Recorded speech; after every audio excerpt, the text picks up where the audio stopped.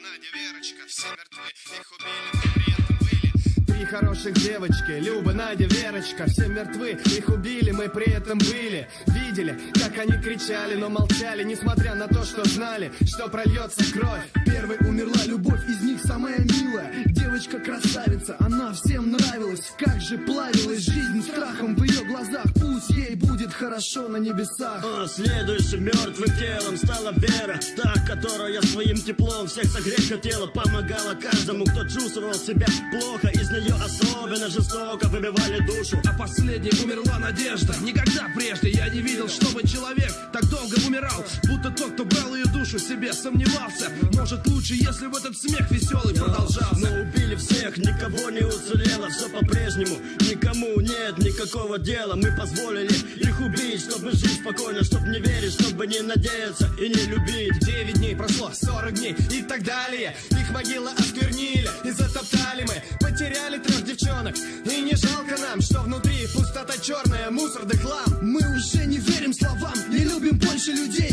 Не надеемся на лучшее в серых дней череде. Сами по себе без искры, в глазах и пламени в душе.